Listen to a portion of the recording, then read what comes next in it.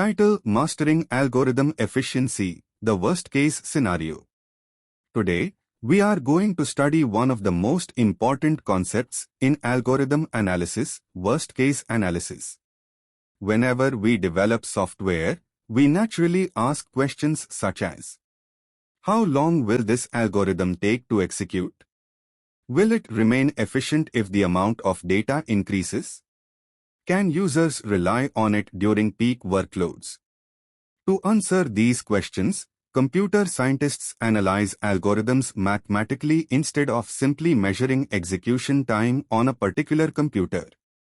Among all methods of performance evaluation, worst-case analysis is the most widely used because it provides a guaranteed upper limit on an algorithm's execution time. Imagine you are designing software for an air traffic control system. Hundreds of aircraft may be approaching simultaneously. In such a situation, hoping that the software receives easy inputs is not acceptable. The software must remain reliable even under the most demanding conditions. Similarly, consider an online banking application. During salary days or festive sales, millions of users may access the system simultaneously. If the underlying algorithms perform poorly under heavy loads, transactions may fail, causing financial losses and poor customer experience. Worst-case analysis prepares us for these challenging situations. Rather than asking how fast can the algorithm run, it asks a more practical question. What is the maximum amount of work this algorithm may ever need to perform? Throughout today's lecture, we will understand why worst-case analysis has become the standard approach in algorithm design, how it is measured using a syncretic notation, and how it influences the design of scalable software systems. Title: The Hidden Cost of Code. At first glance, a program appears to be a collection of simple instructions. However, every instruction executed by the processor consumes computational resources. The first concept on this slide is no fixed speed. Many beginners assume that an algorithm always runs at the same speed. In reality, the execution time of an algorithm depends on several factors, including the size of the input, the arrangement of the input data, the efficiency of the algorithm, and the hardware on which it executes. For example, a sorting algorithm may finish almost instantly when sorting 10 numbers, but the same algorithm may require several minutes or even hours when sorting millions of records. The second concept is input sensitivity. Consider linear search. If the element we are searching for happens to be the first element in the list, the algorithm terminates immediately after one comparison. However, if the element is the last item or does not exist at all, every element must be examined. Although the algorithm remains exactly the same, the execution time changes dramatically depending on the input. The third concept is objective metrics. Since execution time depends on hardware, operating systems, and programming languages, measuring seconds or milliseconds does not provide a fair comparison. Instead, computer scientists count the number of elementary operations, such as comparisons, assignments, and arithmetic calculations. This mathematical approach allows us to compare algorithms objectively, regardless of where they are executed. Therefore, the hidden cost of code is not measured by clock time but by the number of computational steps required. Title: The Performance Triad. To fully understand an algorithm, we analyze its behavior under three different scenarios. Together, these form the performance triad. Best case. The best case represents the most favorable situation. It measures the minimum number of operations required for an input of size n. For example, in linear search, if the required element is found in the first position, only one comparison is necessary. Although this gives us the fastest possible execution time, it is often unrealistic because it depends on exceptionally favorable input. Average case. The average case estimates the expected performance over many random inputs. Instead of assuming perfect or worst inputs, it predicts what usually happens in practice. For example, if the search target is equally likely to appear anywhere in the list, linear search examines approximately half the elements before finding it. Average case analysis often reflects real-world performance, but calculating it requires knowledge of input probability distributions, making it mathematically more complex. Worst case. The worst case measures the maximum number of operations required for any valid input. For linear search, this occurs when the target is absent or located at the very end of the list.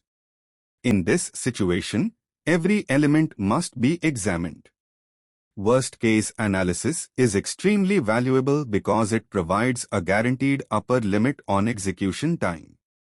As software engineers, we prefer guarantees over optimistic assumptions. That is why worst-case analysis is considered the most practical and reliable method for evaluating algorithms. Title: Why Worst Case Wins. Now let us understand why worst-case analysis has become the standard in computer science. The first reason is guaranteed upper bound. Worst-case complexity tells us that the algorithm will never perform worse than a certain limit. For example, if we say that an algorithm has a worst-case complexity of O(n log n), we guarantee that even under the most difficult input conditions, its running time will never grow faster than this rate. This guarantee is essential when designing dependable software. The second reason is critical systems safety.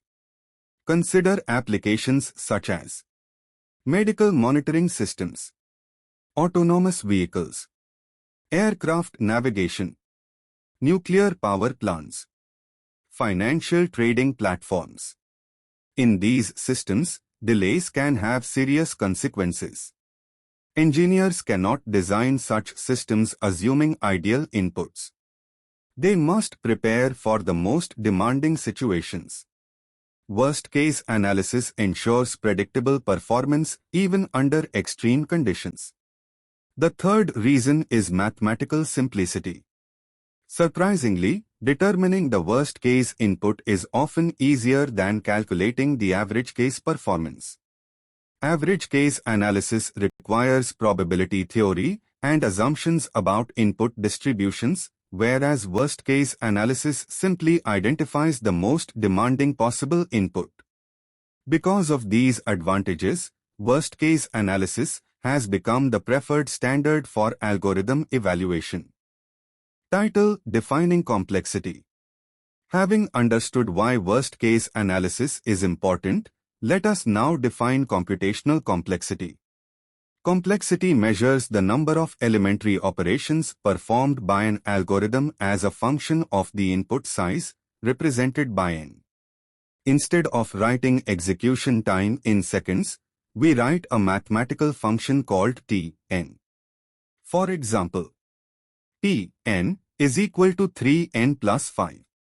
This expression tells us that as the input size increases, the number of operations also increases. The value 3n represents operations repeated for each input element. The constant 5 represents fixed initialization work. Notice that Tn is independent of processor speed.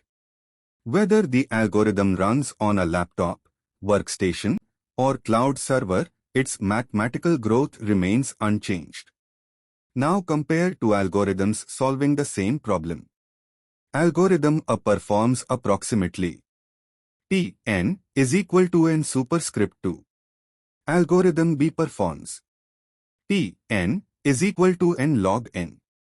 For small datasets, the difference may appear insignificant. However, for millions of inputs, the second algorithm becomes dramatically faster. Therefore, analyzing T(n) helps us choose algorithms that remain efficient as data grows. Title: Asymptotic Notation, the Measuring Tape. To compare algorithms consistently, computer scientists use asymptotic notation. Think of asymptotic notation as a measuring tape for algorithm growth. The first notation is big O, written as O(f(n). Big O describes the upper bound, meaning the algorithm will never perform worse than this growth rate. It is primarily used for worst-case analysis. The second notation is big omega, written as omega(f(n). Big omega describes the lower bound. It tells us the minimum amount of work the algorithm must always perform. The third notation is big theta, represented as theta(f(n). Theta indicates a tight bound, meaning both the upper and lower bounds are the same. In other words, theta precisely describes the algorithm's growth.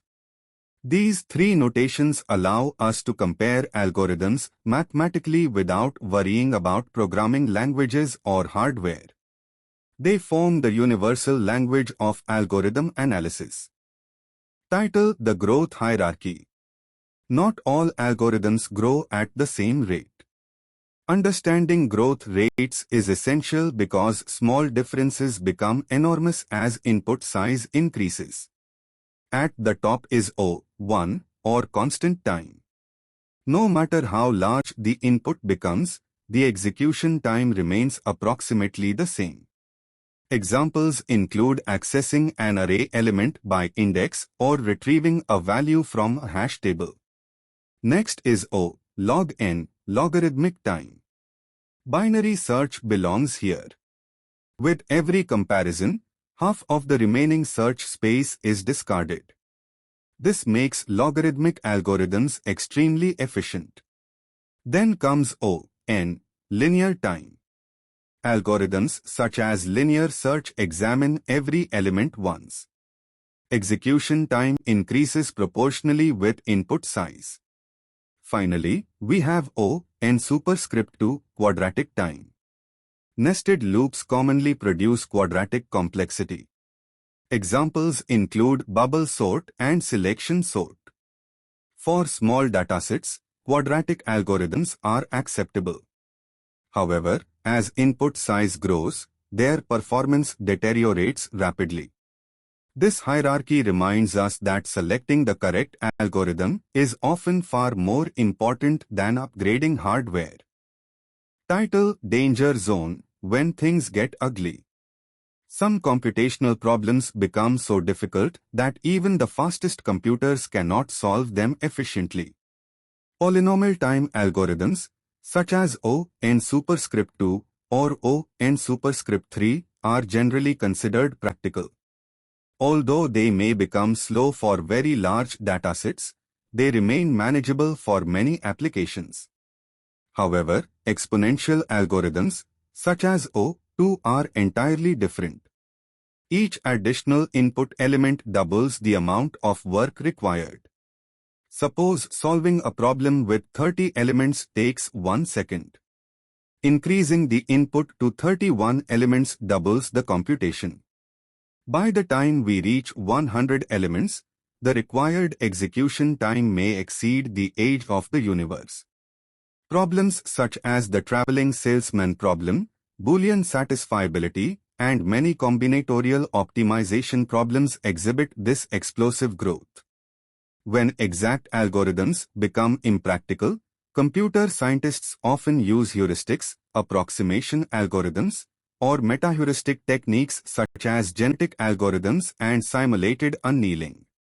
Understanding where this danger zone begins helps engineers select practical solution strategies.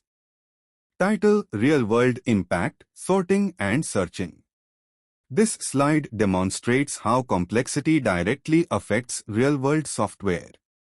Consider sequential search. Its worst-case complexity is O(n). If the desired element is absent, every record must be examined. This approach is simple but does not scale well for very large datasets. Now consider insertion sort. For nearly sorted data, insertion sort performs remarkably well. However, for randomly ordered data, its worst-case complexity becomes O(n) superscript 2. When sorting millions of records, quadratic growth becomes extremely expensive.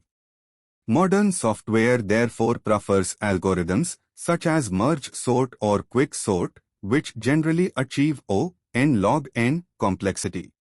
Choosing an efficient algorithm can reduce execution time from hours to seconds. This demonstrates that algorithm selection has a far greater impact on performance than simply purchasing faster hardware. Title: The Architect's Takeaway.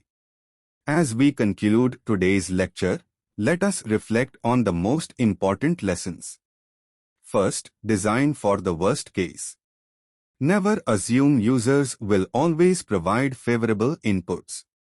Robust software anticipates the most demanding scenarios and performs reliably under pressure. Second, treat big O as a contract.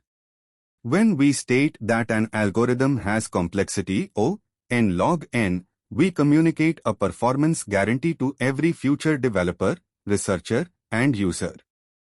Finally, remember that scalability is not an optional feature, it is a fundamental design requirement. Software systems often begin with a few hundred users but eventually serve millions. Algorithms that scale efficiently enable this growth without requiring complete redesign. The most successful software engineers are not those who merely write code that works. They are the ones who design algorithms that continue to work efficiently as the world grows around them. Thank you for your attention. I hope this lecture has helped you appreciate why worst-case analysis lies at the heart of modern algorithm design.